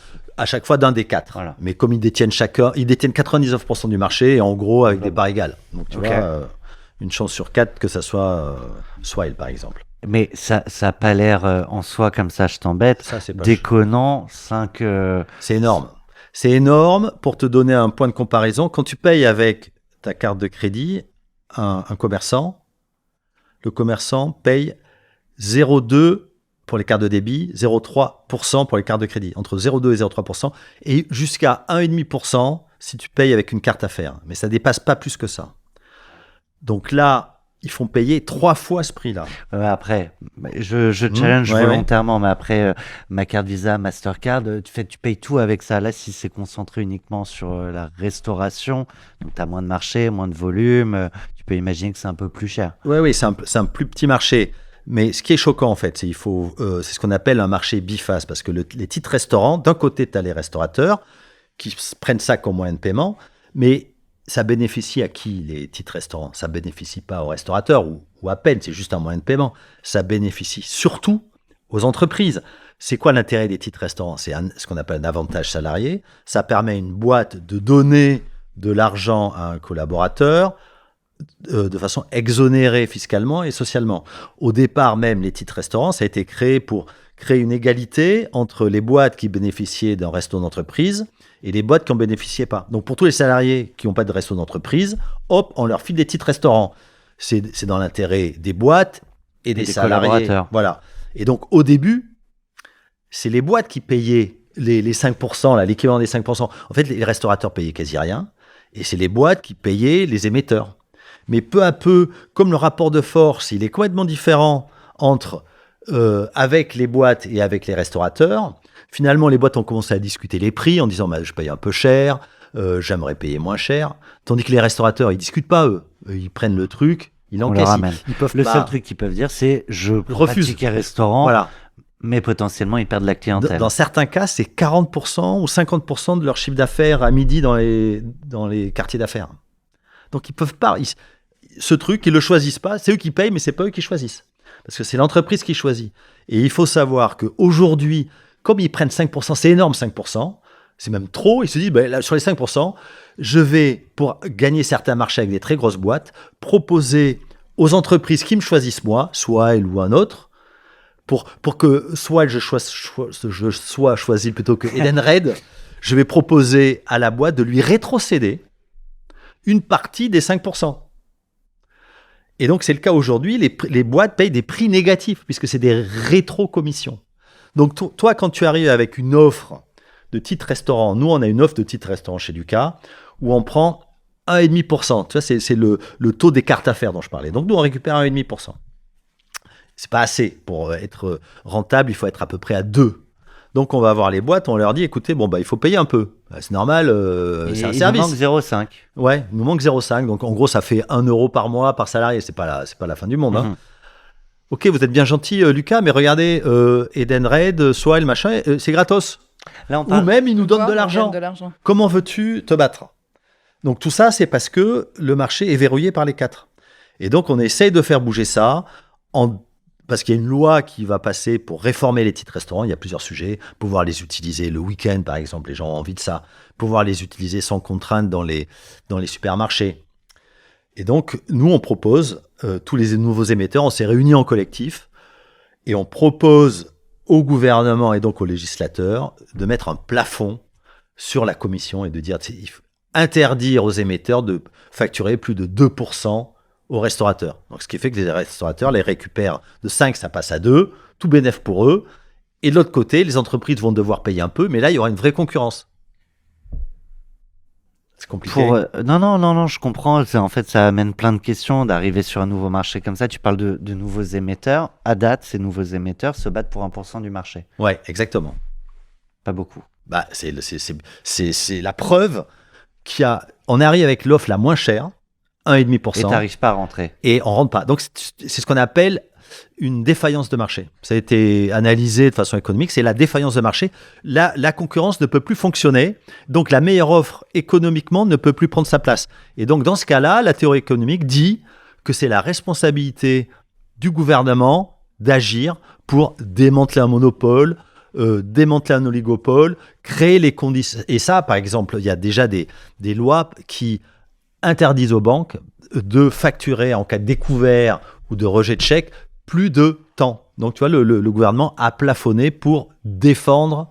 T'as un sujet sur les rétrocessions aussi, non? Les rétrocommissions. Oui, les rétrocommissions. Enfin, les marges arrière et les choses comme ça, c'est quand même relativement réglementé. Pas celle-là, en tout cas. Pas celle-là. Pas celle-là.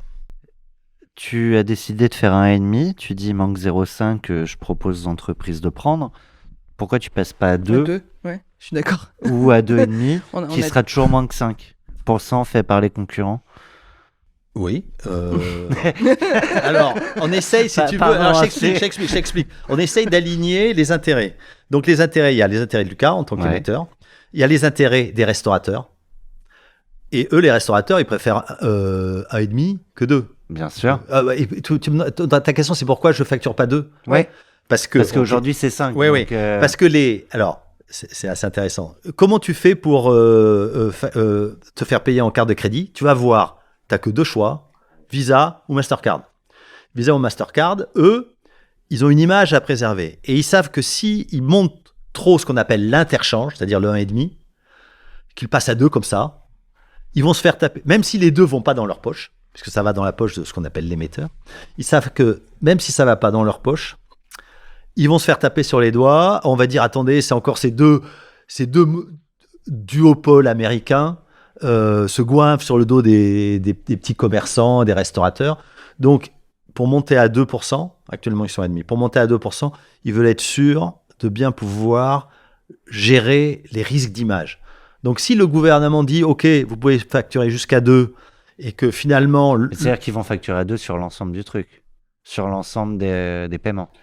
Alors, les 4 acteurs historiques, ils passent pas par Visa et Mastercard. Oui, ils ont leur propre émission de cartes. On appelle ça Connex, c'est un réseau 3 coins. Ouais. Donc eux, ils touchent l'argent, ils reversent les 95 aux restaurateurs. Donc eux, ils se payent sur la bête. Ou alors, il faudrait que vous ayez, vous, les nouveaux commerçants de... Mais non, ça serait trop cher. Le système, ce qu'on appelle l'esquive, Visa, Mastercard, il est parfaitement adapté au sujet. Il faut juste monter à 2. Mais moi, je pourrais vivre avec 1,5 à partir du moment où je peux vraiment me battre du côté entreprise. Mais par contre, c'est sûr que Edenred et compagnie, si tu les fais passer du jour au lendemain de 5 à 2 ou 1,5, ça va, ils vont pleurer. Même si actuellement, ils ont 50% des billets. Étonnamment. Donc voilà, c'est un sujet... Donc là, c'est un des combats du moment que tu portes. C'est mon combat, ouais, voilà. C'est un de mes combats. Mais sur une partie de la boîte qui aujourd'hui représente quoi chez Lucas? C'est pas grand-chose. Pour l'instant, c'est pas grand-chose. Mais c'est a priori l'autoroute. Moi, mon job dans cette boîte, mon job de PDG, et j'espère que je vais continuer à le jouer comme ça, c'est de créer un déséquilibre. Pour moi, c'est le job du PDG. Alors, il y a plusieurs manières de gérer, mais moi, mon job, c'est de créer un déséquilibre pour que la boîte avance. C'est quand tu es en déséquilibre que tu avances. Alors, il ne faut pas que ça soit un trop gros déséquilibre. Il faut que ça soit au bon moment. Tout à l'heure, la claque, là, la boîte était trop en déséquilibre. Donc, je crée le déséquilibre. Après, derrière, un Akiram pour le mettre en œuvre, pour adapter les process. C'est quand tu es très industrialisé et que tu déséquilibres, les mecs qui industrialisent, ils ne sont pas contents. Tu sais, il y a une métaphore qui est très belle, c'est... Les pionniers, settlers et town planners. Les pionniers, c'est ceux qui découvrent un terrain. Les settlers, c'est ceux qui s'établissent. Et les town planners, c'est ceux qui font grandir. Et donc, nous, chez Lucas, on est 3. Moi, je suis plutôt le pionnier. Je découvre un nouveau truc. J'ai dit, il faut aller là. Guillaume Alain, que j'évoquais, lui, c'est le settler. Moi, à la limite, je m'en fous des clients. J'ai envie de dire. C'est ce qu'il dit, les clients, je m'en fous. j'ai ma vision, je pense que là, il faut aller là. Guillaume Alain dit, OK, bon, essayons de rendre ça concret, essayons de voir si ça marche auprès des clients, etc. Essayons de donner les conditions de la croissance. Et ensuite, il y a mon deuxième DG, Damien Grandemange. Lui, c'est une machine à scaler. Lui, il met en place le process industriel. Et donc, souvent on dit que souvent on compare aussi cette métaphore, on dit les Marines, the Army and the Military Police. C'est un peu la même chose. The Marines take the beach, the Army takes the country, et the Military Police run the country. Et on dit souvent que la police militaire s'entend pas du tout avec les Marines, mais que l'armée, elle s'entend bien à la fois avec les deux autres. Et là, c'est un peu... Tu t'entends pas, toi, avec celui qui scale. J'adore Damien, mais il me déteste. C'est justement, parce que je lui rends la vie impossible. C'était la question que j'allais te poser. Je lui rends la vie impossible. Est-ce que tu es challengé par tes deux DG oui, en permanence? tout le temps. Ouais. Tu veux pas ça, tout le temps. C'est dialectique. Mais tu aimes bien le débat intellectuel, donc le conflit ça, intellectuel. Et puis c'est comme dans un couple. Quand il y en a un qui accélère, l'autre freine. Si les deux accélèrent, et comment si les deux freinent, comment vous trouvez le point de rencontre? C'est un combat permanent. C'est ça la vie, c'est un défi permanent. C'est l'intérêt d'être à trois aussi. C'est l'intérêt d'être à trois. Oui, c'est l'intérêt d'être à trois. Donc il faut qu'on. C'est ça qui est. Moi, ma vision, c'est que si tu ne lances pas des nouveaux défis, la boîte, elle va péricliter. Et puis en plus, c'est ce que j'aime faire et que je sais faire. On va dire la vision de Damien, par exemple, à l'opposé, c'est de dire OK, il faut arrêter de se faire plaisir. Et l'important, c'est de vendre et de délivrer au moindre coût. OK, donc arrêtez d'être sur la Lune, faut délivrer. Et au milieu, il y a Guillaume qui essaye de mettre en place les process, faire cohabiter les deux, etc. Donc, c'est ça qui rend le truc intéressant. Donc moi, parfois, je me censure. C'est ce qui fait que la machine fonctionne. Ouais. Donc, parfois, je me censure. Tu dirais la même chose, Damien? Que c'est ça qui rend le truc intéressant? Damien... Si tu n'ouvres pas des voies, il n'y a rien à scaler non plus. Oui, Damien, vous l'inviterez, puis il vous dira peut-être pas la même chose que moi. Et justement, on a une question de... D'ailleurs, faut pas que j'oublie, parce que j'ai vraiment des questions surprises pour toi. Écoute, c'est quoi? J'envoie. Vous avez un message. Alors, c'est pas Damien, je pense qu'ils se sont mis d'accord pour que... C'est Guillaume. C'est Guillaume qui nous parle. Bonjour Gilles, c'est Guillaume. Il me semble que tu passes actuellement dans 40 nuances de Next. À la différence de nombreux entrepreneurs, tu n'as pas lancé ta première entreprise juste après tes études. Ma question est donc la suivante. Quel conseil donnerais-tu à quelqu'un qui envisage de créer sa première entreprise à 40 ans? C'est vieux. C'est vieux, mais c'est effectivement l'âge que j'avais et c'est l'âge moyen du créateur d'entreprise. Donc on est un peu biaisé par la French Tech, les médias. Ouais. L'âge moyen, c'est 40 ans. Moi, le conseil, c'est cette citation d'Alfred de Vigny. Une vie réussie est un rêve d'adolescent réalisé à l'âge mûr.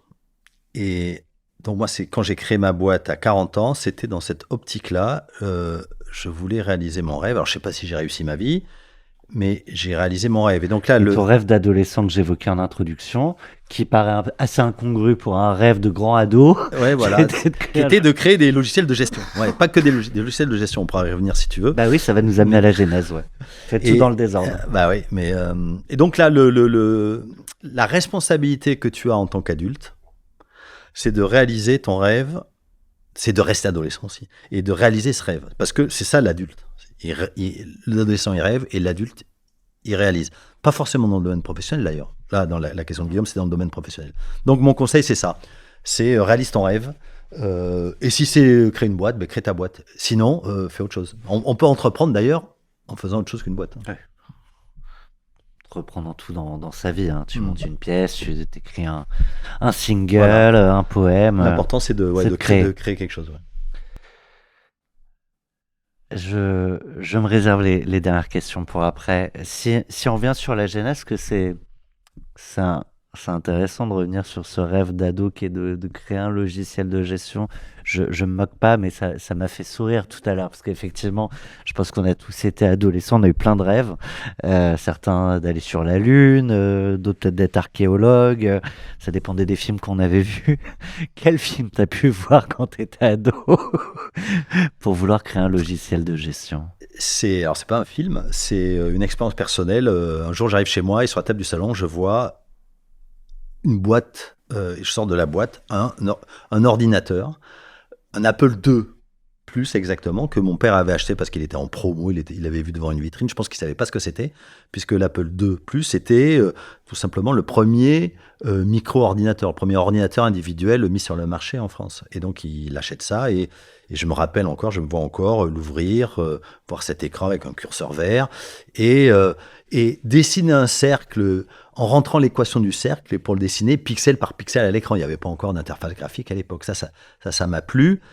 Et ensuite, quand j'ai fait mes études à l'ESCP, j'ai découvert un logiciel avec une grille avec des nombres. Et quand tu changeais des nombres, ça changeait les nombres ailleurs. C'était le premier tableur.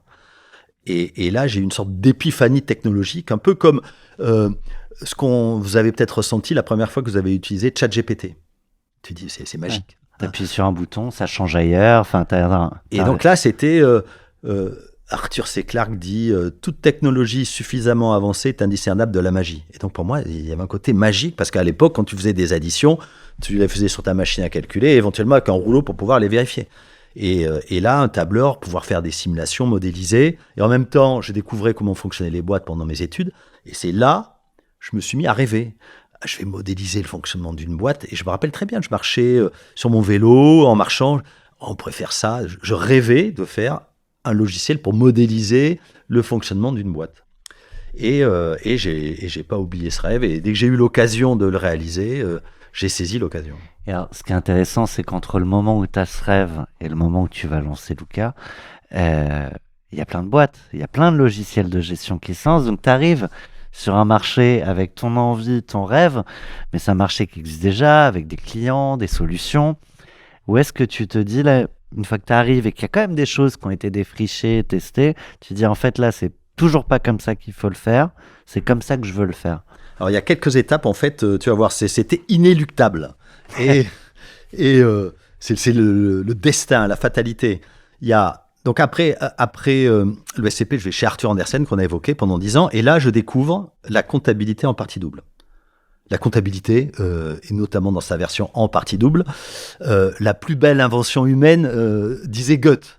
Et je deviens fanat, tu vois, je suis un peu bizarre, je deviens fanat aussi de comptabilité. Ce système me fascine par sa puissance. Donc attends, tu peux définir en partie double. Merci. Parce que, oui, mais Merci. je suis pas toute seule. Donc la comptabilité en partie double, je vois bien, mais partie double, je vois moins. Chaque fois que tu passes une écriture, chaque fois que tu rentres une information, c'est débit égale crédit. D'accord, ok. Débit égale crédit. Donc c'est une contrainte extrêmement saine et fructueuse. Mais je ne vais pas faire un discours là-dessus. Mais donc, ce système me fascine. Et je découvre aussi, je vois plein de boîtes et je vois des processus achat, processus de vente, etc. Donc, ça forme mon esprit. Et ensuite, je rejoins une société qui s'appelle LexiQuest ou Early et qui là fait des logiciels. Et là, je découvre les technologies Internet et je découvre l'édition de logiciels. Et c'est pas encore du SaaS. Hein. C'est pas encore du SaaS, là, c'est plutôt tes logiciels, tu les mets sur des disques, sur des CD-ROM. Donc le SaaS apparaît doucement à ce moment-là, c'est vraiment à peu près 97, ça. Et dernière étape avant la création de Luca, c'est je rentre chez Webnet, une web agency, une ESN, on dirait aujourd'hui, comme directeur financier avec pour objectif de la faire rentrer en bourse. Et là, il y a plein d'ingénieurs en intercontrat. Et je conçois le système d'information de la boîte en faisant bosser les mecs qui sont en intercontrat. Donc, je fais un truc pour réserver des salles de réunion, un truc pour gérer les congés. Enfin, je fais plein de logiciels. Et notamment ce logiciel pour gérer c'était l'époque des RTT. Donc, ça aussi, c'est un autre élément important. Et j'ai une idée. Je me dis, tiens, on pourrait gérer les congés et les RTT avec une logique comptable en partie double. C'est-à-dire que tes droits à congé, c'est un crédit. Et quand tu prends tes congés, tu débites pour chaque jour de congé pris avec la date du congé. Et tu fais le solde du compte, ça te donne ton solde de congé. Je me dis, c'est une idée géniale. Je tombe amoureux de l'idée. Souvent on dit c'est très mauvais de tomber amoureux d'une idée, il faut tomber amoureux du problème. Bon, mais moi j'étais pas au courant, je suis tombé amoureux d'idée. Et oui, une idée qui répondait à ton problème quand même. Qui répondait à mon problème. Et vraiment l'idée, je la trouve géniale. Et je dis à mon boss, écoute Thierry, ça serait pas mal qu'on fasse un soft là-dessus. Hein, c'était la web agency, donc c'était pas le métier de la boîte d'avoir ses propres softs, de faire des softs, c'était pas éditeur. Mais je lui dis, moi je pense que ça pourrait marcher. Et on fait ce soft et j'arrive à le vendre en pilote au ministère de l'Éducation nationale. Là, on est en 2001 à peu près. Oui, 2001. Et 2001, c'est l'éclatement de la bulle Internet.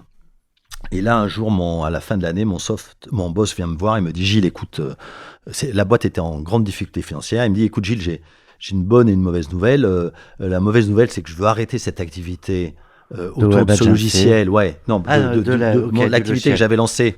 La bonne nouvelle, c'est que je vais la vendre. Donc, si tu veux la racheter ou trouver un racheteur.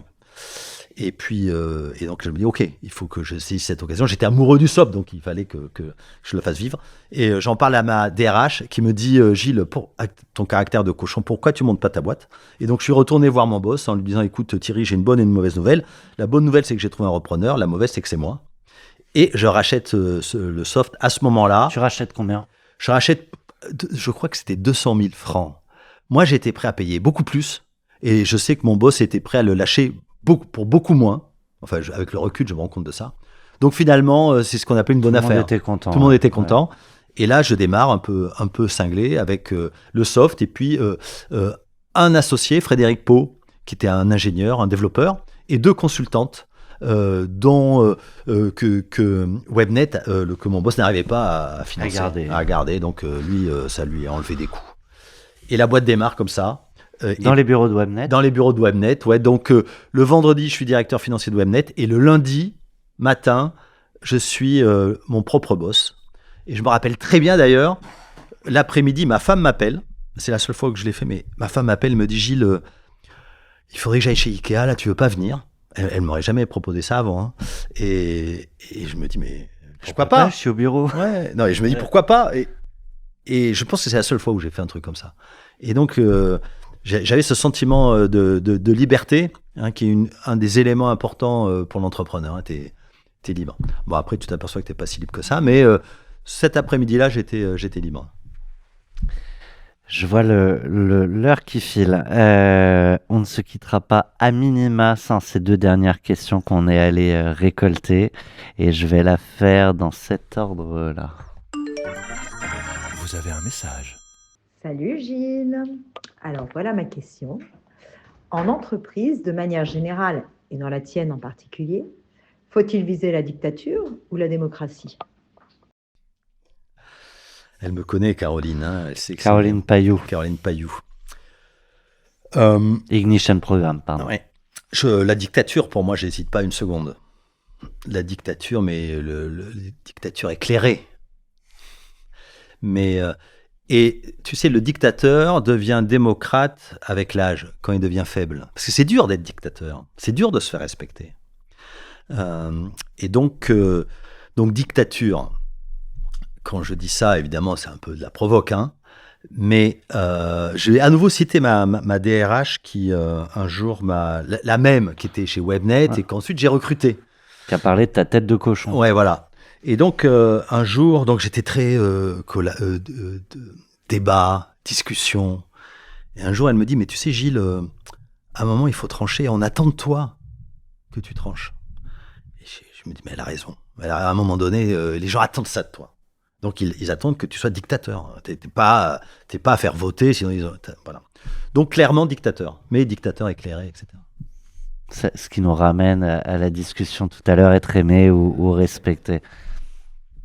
Je te propose de finir avec cette dernière question, très personnelle. Vous avez un message. Papa, tu sais à quel point nos grands-pères ont été inspirants pour nous, notamment à travers la transmission de fortes valeurs familiales et professionnelles. Alors si tes petites filles écoutaient ce podcast dans 15 ans, quels conseils aimerais-tu leur transmettre? Ça, c'est ma fille, effectivement. Et j'ai découvert le plaisir d'être grand-père. c'est une expérience que je souhaite à tout le monde. Qu'est-ce que je leur conseillerais? Donc, c'est 5 petites filles. Je leur conseillerais de ne pas se considérer comme des victimes, d'assumer leur autonomie, leur féminité, et de choisir ce qu'elles ont envie de faire, indépendamment des conseils qu'on leur donnera. Donc le fait d'être libre et indépendante. Indépendamment des conseils qu'on leur donnera, sauf celui-là. Sauf celui-là, voilà. C'est la dernière posture dictatoriale grand-paternelle. Ta fille parle de... C'est marrant quand même, parce qu'il y a la sphère privée et la sphère professionnelle, et quand elles se confrontent comme ça, ça m'a déstabilisé. Tu vois. Ouais. On est vu. Mais elle parle de... Elle dit nos grands-pères, donc j'imagine qu'elle parle de ton père et de celui de ta femme. Qu'est-ce qui reste, et plus personnellement toi, sans parler de ton beau-père, de ce que lui et ou ta mère t'ont transmis? Tu vois, on parlait d'héritage philosophique tout à l'heure, avant même de lancer les caméras et les micros. Je trouve ça toujours intéressant de voir ce qu'on garde du passé, et à la fin, et en fait là on a commencé par là, ce qu'on décide de laisser aussi à la génération d'après. Ouais, c'est une bonne question que je pose parfois en entretien. Qu'est-ce que t'as dit ton père ou ta mère et que tu retiens? Donc pour répondre à ta question précise... mon père, qui est décédé récemment, il a déclenché ma passion avec l'achat de cet ordinateur. Et il a fait une autre chose que je conseille de faire. Je suis passionné de lecture, mais donc il m'a amené dans une bibliothèque et il m'a dit: tu ne pourras prendre une BD que pour chaque livre que tu lis. Donc j'ai obéi à mon père, donc je prenais les BD, j'étais attiré naturellement par les BD, et je prenais un bouquin que je lisais. Et je pense que s'il n'avait pas fait ça, j'aurais pas eu cet amour que j'ai infini pour la lecture, et aussi du verbe. Donc ça, c'est... Ce qui est marrant, c'est qu'il y avait cette notion de pour le plaisir que tu veux te faire, faut travailler en allant chercher, en te mettant dans une situation inconfortable, en tout cas que tu vas pas chercher. Et en fait, tu as trouvé aussi le plaisir dans la découverte. Tout à l'heure, ce que je te disais, qui est un peu en liaison, c'est cette citation de Jung: Where is your fear? There is your task. Là où est ta peur, là est ton devoir. J'aime bien ça. Il faut se confronter à ça. Il faut se confronter à ses peurs. Moi, je le fais le plus souvent possible, non. Mais aujourd'hui, tu as peur de quoi? Moi, j'ai eu longtemps peur de l'expression publique. Je suis un introverti, je suis assez timide. Tu vois, l'exercice auquel je me livre là, c'est alors un peu. Tu fais bien. Tu l'as bien travaillé. Oui, je gère le truc, mais et je sais que la dernière fois que donc c'est une peur que je gère. Hein, c'est ta responsabilité d'adulte aussi, hein, et de professionnel, de cacher tes émotions. Tu es là pour jouer un rôle, donc tu joues le rôle du mec qui n'a pas peur. Ça aide de jouer le rôle du mec qui n'est pas ce qu'il est vraiment. Eh ben, t'as pas le choix. Donc, tu peux pas. C'est d'ailleurs un débat que j'ai avec Caroline Payou qui disait: il faut t'es chef d'entreprise, il faut montrer que t'es vulnérable. Je dis non, t'es l'exemple. Si toi tu montres que t'es vulnérable et tu montres tes peurs, c'est dramatique. Et c'est super intéressant comme débat, parce que ça va un peu confronter quand même tout ce qu'on s'est dit là, parce que mine de rien, t'as partagé des doutes que t'as pu avoir. Peut-être que tu partages pas exactement ceux que t'as en ce moment parce que t'es pas prêt à les assumer au grand jour. T'as peut-être envie d'abord d'avoir la réponse pour assumer, mais t'as évoqué énormément de doutes, de moments difficiles, de choix qu'il a fallu faire. De transparence. C'est pas contradictoire. C'est-à-dire, personne ne doute que t'as peur, tout le monde sait que t'es pas une machine. Mais, et donc tout le monde sait en soi que tu es vulnérable. Voilà, mais ton job de pro, c'est de pas le montrer. C'est ça la différence. Parce que les gens te regardent. Moi, j'ai pris conscience de ça. Moi, j'aimerais pouvoir me lâcher, déconner. Mais non, quand tu es le PDG et que tu es aux commandes. Là, je suis pas aux commandes de Lucas. Là, je raconte ce qui s'est passé dans le futur, dans le passé. Je sais que raconter mes doutes, c'est plutôt positif. Ça me rend humain. J'aime aussi quand même, au-delà d'être... Être aimé, pas que respecté. Ouais, voilà. Mais ça me déplaît pas totalement non plus. Moi, j'ai souvent le débat avec un de mes collaborateurs et en fait, je me demande, quand tu montres tes peurs, ta vulnérabilité, est-ce que ça permet pas aussi, notamment à tes collaborateurs, de t'aider? Non. Ou d'oser eux-mêmes livrer des choses? Non, je pense pas. En tout cas, pas si t'es le boss. Dans les situations difficiles, les gens, il faut qu'ils aient quelque chose à quoi se raccrocher. Et ils veulent pas quelqu'un qui est débordé par ses émotions. Tu vois, ok, il contrôle ses émotions. C'est bon, on sait que c'est dur, probablement, mais regarde, prends exemple sur lui. Pour moi, c'est essentiel. Donc, t'es le capitaine du bateau, en fait. Ouais, t'es responsable, c'est ton job. Ton job. S'il y en a un qui doit avoir peur, le montrer, c'est toi en dernier. C'est toi qui restes jusqu'à la fin, quoi. Donc, en d'autres termes, t'es pas contrôlé par tes émotions. Tu restes froid. Voilà. Et donc, mes peurs, j'ai encore, moi, peur de parler en public. Alors maintenant, c'est quand il faut parler en anglais, ça me stresse. Donc, c'est ma nouvelle tâche, ça. Donc, tu t'entraînes avec des mantras pour la boîte. Mais tu surtravailles. J'en ai parlé à d'autres personnes tu vois, toutes les boîtes qui passent dans un trip international. Tu surtravailles tes interventions. Gilles, Sadje, respect et un peu d'amour. Merci à toi. Merci Gilles. Feuille blanche.